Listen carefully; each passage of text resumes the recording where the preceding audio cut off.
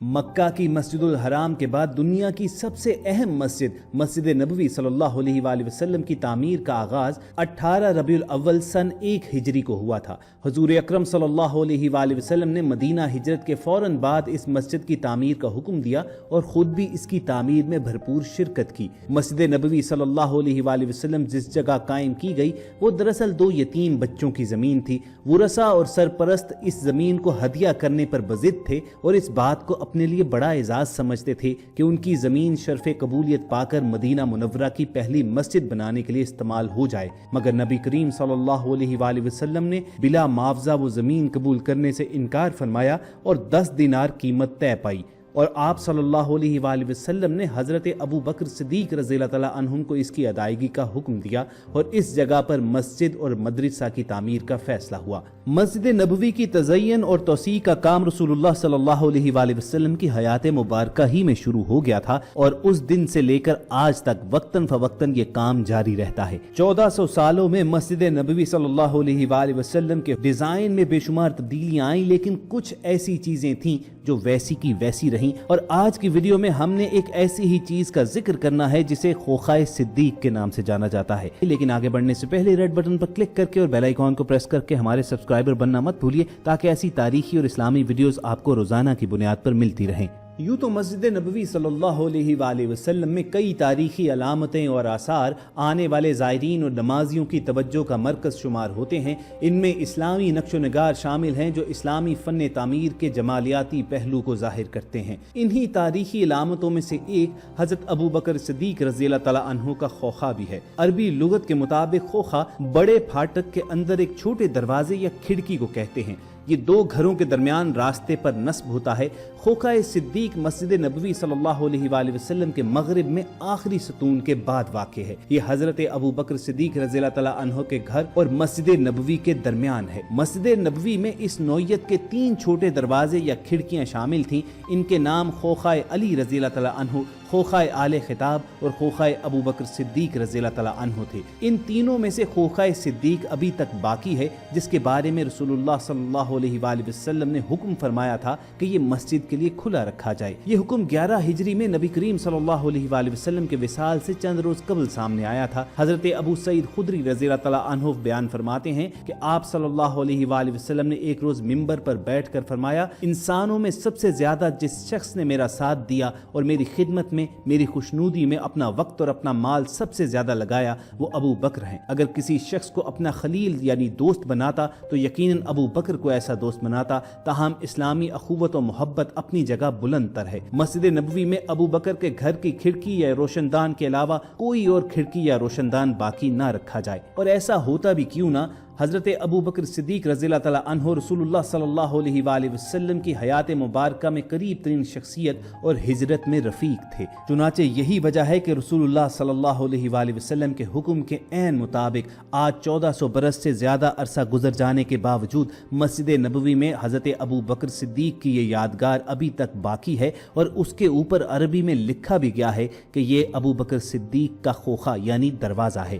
خواتین و حضرات، اس کے علاوہ بھی مسجد نبوی صلی اللہ علیہ وآلہ وسلم میں بے شمار ایسے متبرک اور مقدس مقامات ہیں جن کے بارے میں کم ہی زائرین کو علم ہوتا ہے۔ چلیے ان میں سے ایک ایسے ہی مقام کے متعلق آپ کو بتاتے ہیں۔ ہمارے دیکھنے اور سننے والوں میں سے جن کو مسجد نبوی صلی اللہ علیہ وآلہ وسلم میں حاضری کا شرف حاصل ہوا ہے وہ یہ جانتے ہوں گے کہ مسجد نبوی کے گیٹ نمبر 21 کو باب الفہد پکارا جاتا ہے۔ اگر اس دروازے سے داخل ہوا جائے تو پہلے 3 پلرز کو چھوڑ کر تیسرے اور چوتھے پلر کے درمیان آپ کو گول دائروں میں 3 نشان نظر آتے ہیں۔ انہیں مزید واضح کرنے کے لیے ایسے رنگ کے پتھروں کا استعمال کیا گیا ہے جو مسجد نبوی کے احاطے کے فرش سے مختلف ہیں۔ پچھلے کئی اشروں سے یہ نشانات عموماً قالینوں کے نیچے ہی پوشیدہ رہتے تھے، لیکن جب کرونا وائرس کے باعث یہ فیصلہ کیا گیا کہ مسجد نبوی صلی اللہ علیہ وآلہ وسلم سے قالین اٹھوا دیے جائیں گے تو یہ نشانات دوبارہ سے لوگوں کی نظروں کے سامنے آ گئے۔ دراصل یہ تینوں گول نشانات بیر ہا یعنی اس کنویں کنویں کے ہیں جسے حضرت ابو طلحہ رضی اللہ تعالیٰ عنہ نے اسلام کے لیے مسجد نبوی میں وقف فرما دیا تھا۔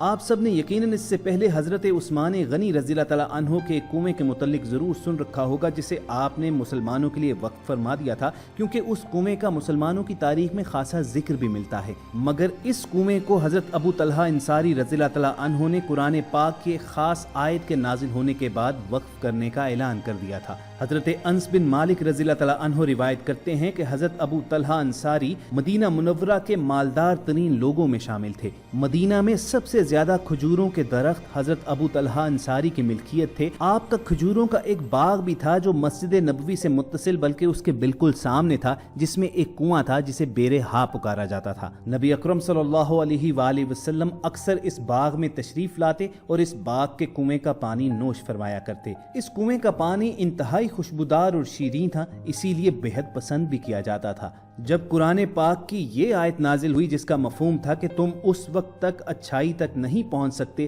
جب تک اس مال میں سے خرچ نہ کرو جو تمہیں سب سے زیادہ محبوب ہے، اسی آیت کے بعد حضرت ابو طلحہ انصاری رسول اللہ صلی اللہ علیہ وآلہ وسلم کی خدمت میں حاضر ہوئے اور فرمایا، یا رسول اللہ، میں اپنا یہ محبوب ترین کنواں مسلمانوں کے لیے وقف کرنا چاہتا ہوں۔ میں اس کنویں کو اللہ کی راہ میں صدقہ کرتا ہوں اس امید پر کہ اس کا اجر و ثواب مجھے آخرت میں ملے گا۔ یا رسول اللہ، آپ اسے جہاں مرضی خرچ کرنا چاہیں خرچ کر دیں۔ آپ صلی اللہ علیہ وآلہ وسلم نے حضرت ابو طلحہ انصاری کی یہ بات سنی تو بے حد خوش ہوئے اور فرمایا، یہ بے حد عمدہ مال ہے۔ بیر ہا کے نام سے مشہور یہ کنواں دربار رسالت صلی اللہ علیہ وآلہ وسلم میں قبول فرما لیا گیا اور اس کے بعد صدیوں تک اس کا ٹھنڈا میٹھا پانی مسلمانوں کو میسر بھی رہا۔ کئی صدیوں کے بعد جب مسجد نبوی صلی اللہ علیہ وآلہ وسلم کی توسیع کرنا پڑی تو یہ کنواں بھی مسجد نبوی کے برآمدوں میں شامل ہو گیا، لیکن اسلام کی دوسری مقدس ترین مسجد کی توسیع کے دوران بھی اس کنویں کے مقامات پر گول نشان لگا کر انہیں قالینوں کے نیچے ڈھک دیا گیا۔ یہی وجہ تھی کہ ایک لمبے عرصے سے بیر ہا لوگوں کی نظروں سے اوجھل ہی رہا، لیکن کورونا وائرس کے باعث جب مسجد نبوی صلی اللہ علیہ وآلہ وسلم سے قالین اٹھوا دیے گئے تو ایک مرتبہ پھر لوگوں نے اس کی زیارت کی۔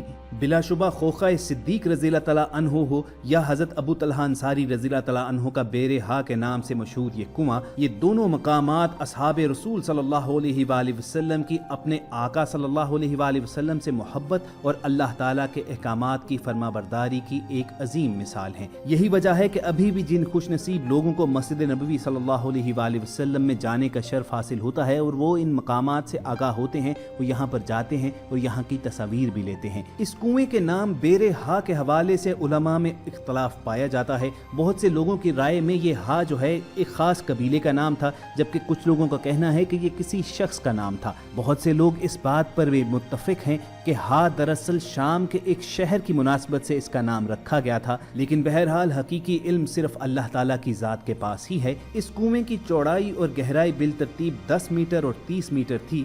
رسول اللہ صلی اللہ علیہ وآلہ وسلم اکثر یہاں پر تشریف لاتے اور اس کا پانی نوش فرمایا کرتے تھے، اسی لیے اس کنویں کو متبرک اور مقدس سمجھا جاتا ہے۔ اللہ رب العزت سے دعا ہے کہ نہ صرف ہمیں ان مقامات پر جانے کی سعادت بخشے بلکہ ان فرما برداری کی عظیم مثالوں کو دیکھ کر ہمیں بھی اپنی زندگیاں رسول اللہ صلی اللہ علیہ وآلہ وسلم کی محبت میں گزارنے کی توفیق دے، اور جب ہمارا اس جہاں سے رخصت ہونے کا وقت آئے تو ہمارا خاتمہ بالایمان ہو۔ اگر آپ کے دل کی یہی آرزو ہے تو کمنٹ سیکشن میں آمین ضرور لکھیے گا۔ ہماری کوشش ہوگی کہ کسی ایسی ہی اسلامی اور تاریخی ویڈیو کے ساتھ جلد آپ سے دوبارہ ملاقات ہو، اور یہ ویڈیوز حاصل کرنے کے لیے آپ ریڈ بٹن پر کلک کر کے اور بیل آئیکن کو پریس کر کے ہمارے سبسکرائبرز بن جائیے۔ اپنا اور ارد گرد کے لوگوں کا خیال رکھیے۔